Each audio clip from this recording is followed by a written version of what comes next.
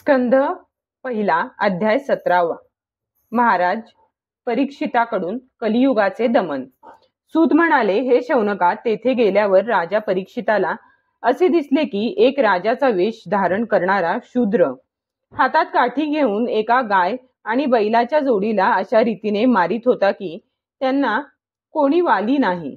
कमलातील तंतूप्रमाणे शुभ्र रंगाचा बैल एका पायावर उभा राहून थरथर कापत होता आणि त्या शूद्राच्या मारण्यामुळे दुःखी आणि भयभीत होऊन मूत्र त्याग करीत होता. धार्मिक कृत्यासाठी दूध, तूप असे आहुतीचे पदार्थ देणारी गाय सुद्धा शूद्राच्या वारंवार लत्ताप्रहारांनी अत्यंत दुःखी झाली होती. एकतर ती अशक्त होती, शिवाय तिचे वासरूही तिच्या जवळ नव्हते. तिला भूक लागली होती, त्यामुळे तिच्या डोळ्यांतून अश्रू वाहत होते. सुवर्णजडित रथात बसलेल्या राजा परीक्षिताने आपले धनुष्य सज्ज केले आणि घनगंभीर आवाजात त्याने शूद्राला विचारले, अरे, स्वतः बलवान असूनही माझ्या राज्यातील दुर्बल प्राण्यांना बलपूर्वक मारणारा तू कोण आहेस?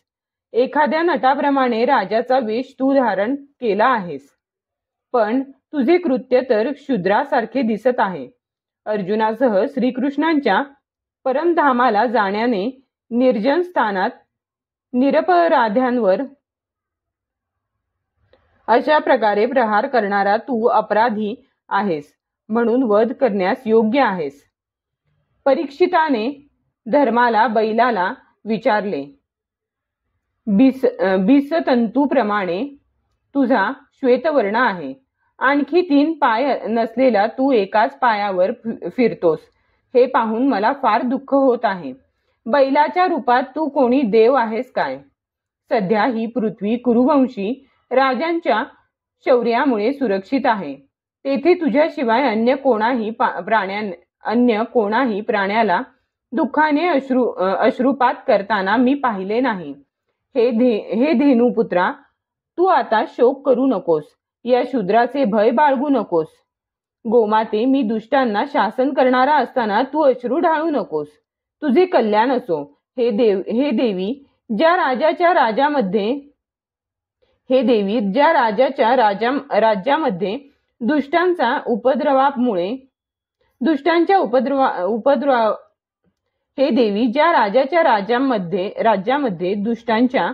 उपद्रवामुळे सर्व प्रजा त्रस्त झालेली असते, त्या उन्मत्त राजाची कीर्ती, आयुष्य, ऐश्वर्य एवढेच काय, परलोकही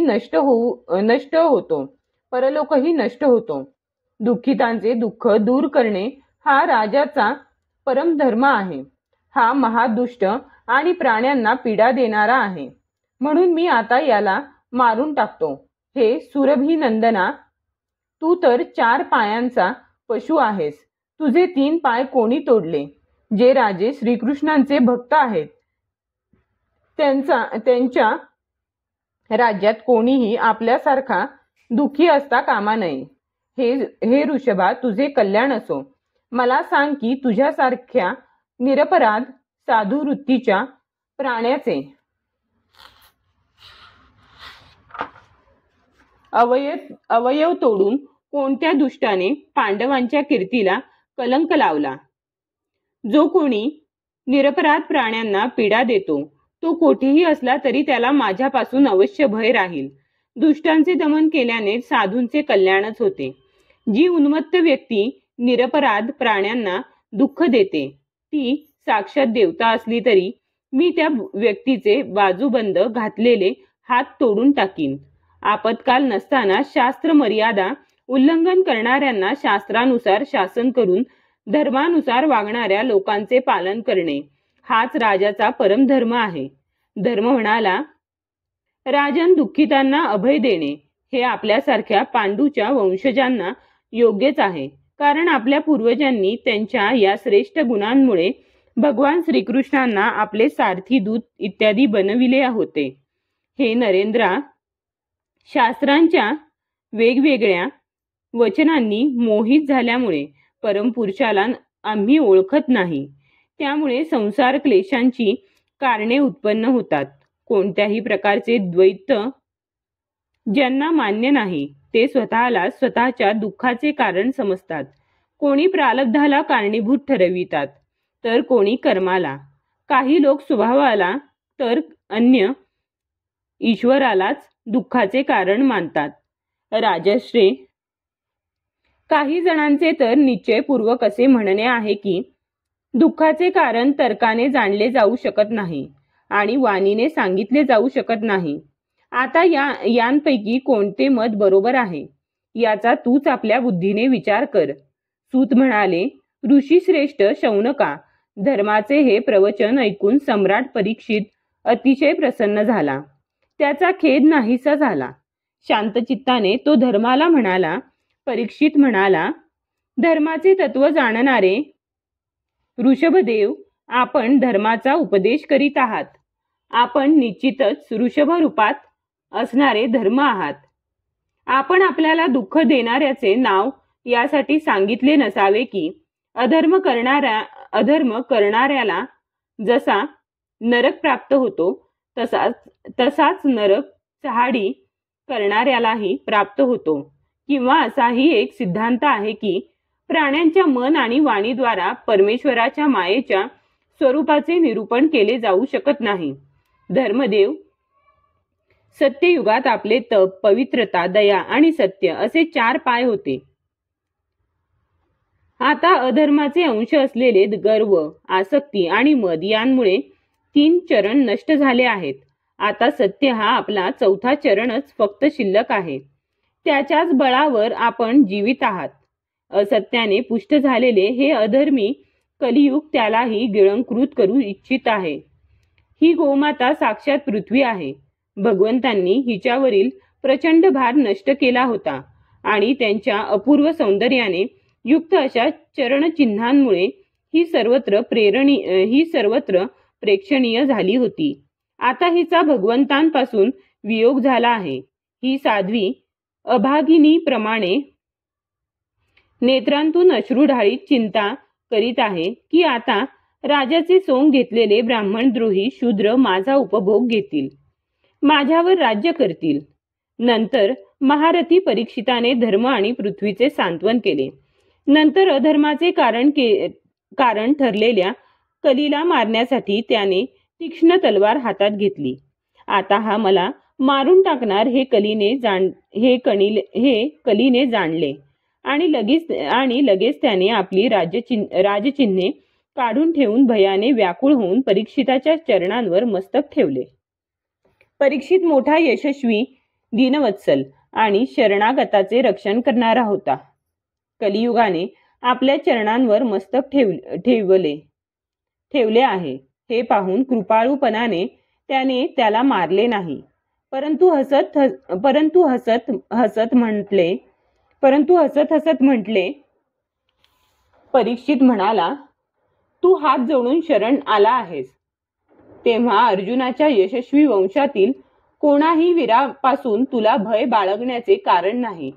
परंतु तू अधर्माचा सहाय्यक असल्याने माझ्या राज्यात अजिबात राहू नकोस. राजांच्या शरीरातील तुझ्या वास्तव्यामुळेच लोभ, असत्य, चोरी, दुष्टता, स्वधर्म, त्याग, दारिद्र्य, कपट, कलह, दंभ आणि अन्य पापे वाढत आहेत. हे अधम सहाय्यका म्हणून तू या ब्रह्मावर्तात एक क्षण देखील राहू नकोस, कारण हे धर्म आणि सत्याचे निवासस्थान आहे. या क्षेत्रात यज्ञविधी जाणणारे महात्मे यज्ञांच्या द्वारा यज्ञपुरुष भगवंतांनी आराधना करीत असतात. या देशात भगवान श्रीहरी यज्ञ रूपात निवास करतात. यज्ञांच्या द्वारा त्यांची पूजा केली जाते आणि यज्ञ करणाऱ्यांचे ते कल्याण करतात. सर्वांच्या अंतर्यामी असणारे ते भगवान वायूप्रमाणे समस्त चराचर जीवांच्या आत आणि बाहेर निवास करून त्यांच्या कामना पूर्ण करीत असतात. सूत म्हणाले, परीक्षिताची ही आज्ञा ऐकून कली थरथर कापू लागला.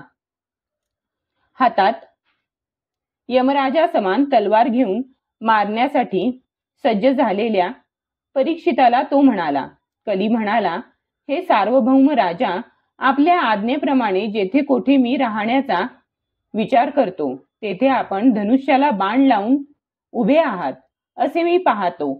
हे धार्मिक शिरोमणी, जेथे मी आपल्या आज्ञेचे पालन करीत स्थिर चित्ताने राहू शकेन असे ठिकाण आपण मला सांगावे. सूत म्हणाले, कलियुगाची विनंती मान्य करून राजा परीक्षिताने त्याला 4 ठिकाणे राहण्यासाठी दिली. द्यूत, मद्यपान, व्यभिचार आणि हिंसा या स्थानात क्रमशः असत्य, मद, आसक्ती आणि निर्दयता या 4 रूपांत अधर्म निवास करतो.